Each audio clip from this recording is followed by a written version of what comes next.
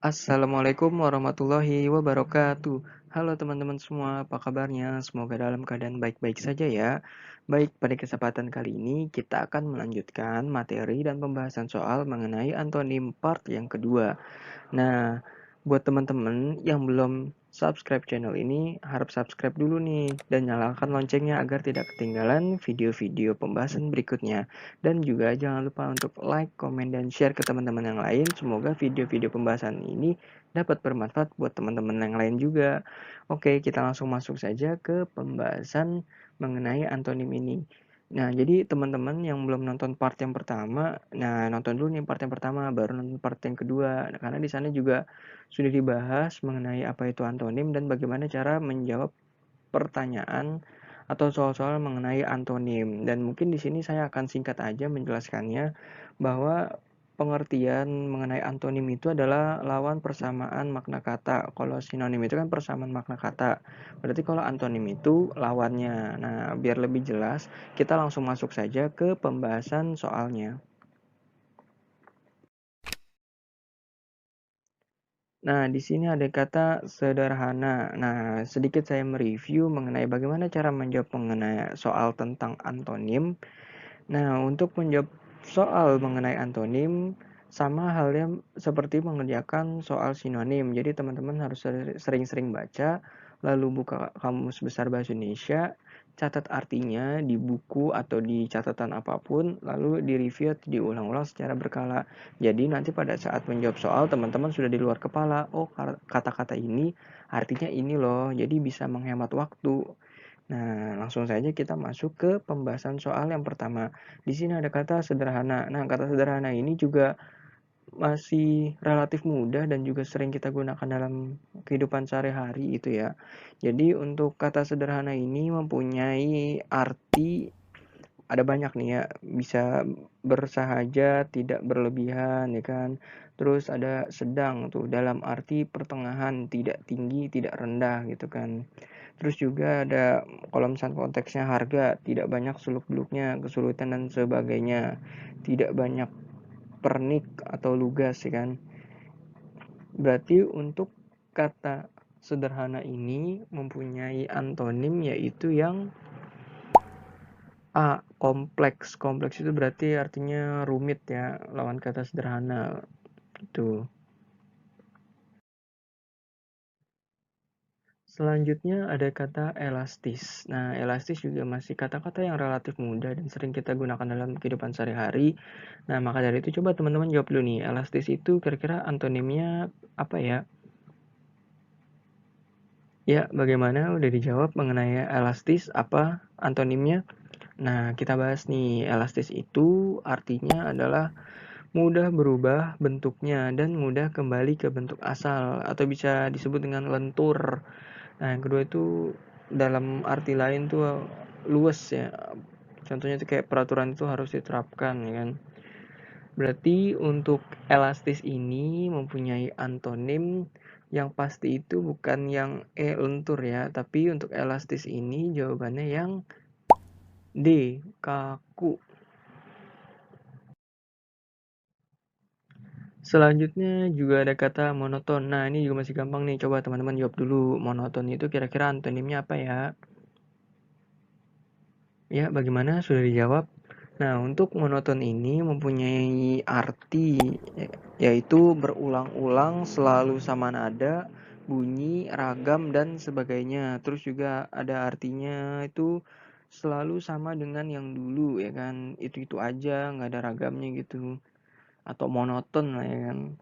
Terus juga ada pengertian lain tuh kayak jenis adegan dengan dinamika yang selalu sama, monoton. Nah, kira-kira untuk lawan kata dari kata monoton ini adalah yang B, berselang-seling ya.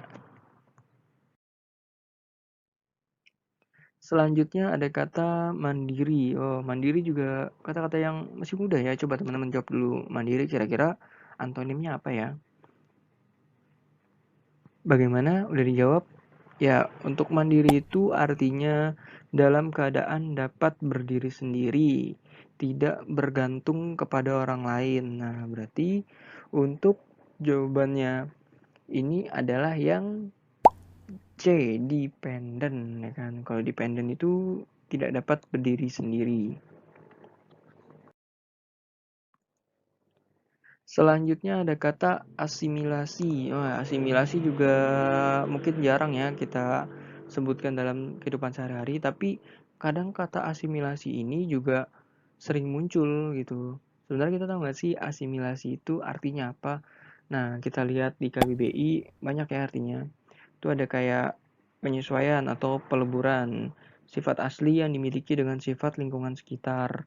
Terus juga ada perubahan bunyi konsonan akibat pengaruh konsonan yang berdekatan. Terus juga ada pengolahan zat pada tumbuh-tumbuhan yang mengandung butir hijau daun dengan pertolongan sinar matahari dan seterusnya. Jadi untuk asimilasi ini lawan katanya atau antonimnya adalah yang pertengkaran. Selanjutnya ada kata universal. Nah, universal ini juga gampang nih. Kalau kita lihat di KBBI, universal itu artinya umum, berlaku untuk semua orang atau untuk seluruh dunia, bersifat melingkup untuk seluruh dunia. Berarti dia umum ya, jadi bersifat menyeluruh. Berarti untuk antonim dari kata universal ini adalah yang A, parsial, berarti yang bukan umum, berarti khusus ya, dan bersifat tidak menyeluruh gitu.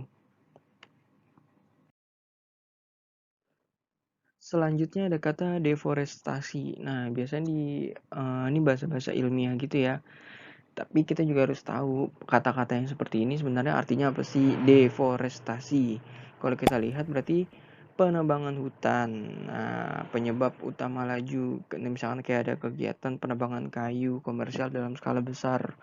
Berarti lawan kata dari kata deforestasi artinya yang reboisasi. Reboisasi itu artinya penanaman kembali, ya kan? Kalau deforestasi itu penebangan hutan, kalau reboisasi itu penanaman kembali hutan yang sudah gundul. Selanjutnya ada kata khas. Nah, khas ini artinya khusus, teristimewa, setiap daerah memiliki kesenian. Berarti lawan kata dari kata khas adalah yang umum. Kalau tadi khas itu artinya khusus, berarti lawan katanya yang umum. Selanjutnya ada kata statis. Nah, statis nih gampang nih ya untuk maknanya itu artinya dalam keadaan diam, tidak bergerak, tidak aktif, tidak berubah keadaannya. Berarti lawan kata statis atau antonimnya adalah yang A, bergerak atau dinamis ya kita nyebutnya. Yang jawab B itu pasti salah ya. Statis itu artinya diam, tapi lagi-lagi kita lihat konteksnya. Ini adalah pertanyaan mengenai antonim. Berarti jawabannya yang berlawanan. Kata statis berlawanan dengan bergerak atau dinamis. Selanjutnya ada kata rigid. Nah, rigid ini di KBBI artinya kaku. Yang pasti jawabannya bukan yang A ya. Nah, kira-kira menurut teman-teman apa nih jawabannya nih? Ya, bagaimana udah dijawab? Nah, rigid itu antonimnya adalah fleksibel. Nah, fleksibel itu berarti tidak kaku atau lentur gitu.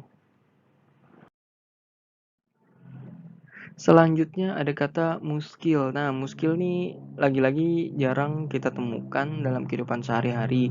Nah, sebenarnya ada artinya muskil itu. Muskil itu artinya sukar, sulit, atau juga pelik.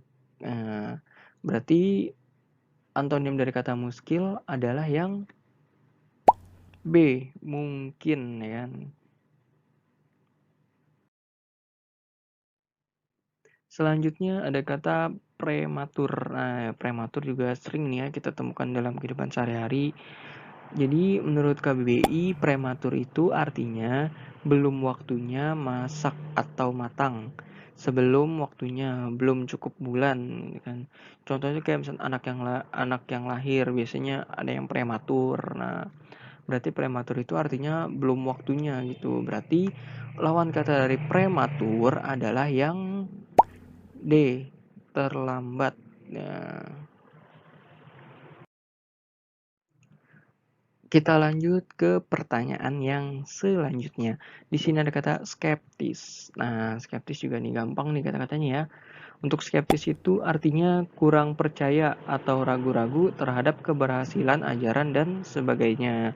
Berarti untuk skeptis ini yang pasti jawabannya bukan yang A, tapi yang B, yakin gitu ya. Selanjutnya ada kata perintis. Perintis ini juga sering ya kita dengar dalam kehidupan sehari-hari. Dan kalau kita lihat di KBBI, perintis itu artinya ada banyak ya. Yang pertama itu ada orang yang memulai mengerjakan sesuatu atau juga disebut dengan pelopor. Terus juga usaha pertama atau permulaan. Terus juga ada kalau dalam konteks lain itu artinya pasukan polisi atau tentara yang melakukan serangan pendahuluan. Terus juga ada penduduk yang mula-mula membuka daerah baru. Jadi perintis itu secara umum artinya yang pelopor ya atau yang mengerjakan sesuatu pertama. Berarti lawan kata dari perintis adalah ya yang D, pewaris. Selanjutnya ada kata persona non grata. Wah, ini juga gampang ya. Non itu kan artinya tidak. Berarti persona non grata itu artinya orang yang tidak disukai atau disenangi. Terus juga ada arti yang kedua dalam konteks yang lain, sikap politik yang dilaksanakan oleh pemerintah terhadap warga negara asing yang berada di wilayah tersebut dan mempunyai kekebalan diplomatik. Dalam konteks ini, kita ambil makna yang pertama ya, orang yang tidak disukai atau disenangi. Berarti sudah sangat jelas untuk soal yang ini jawabannya yang C, orang yang disukai.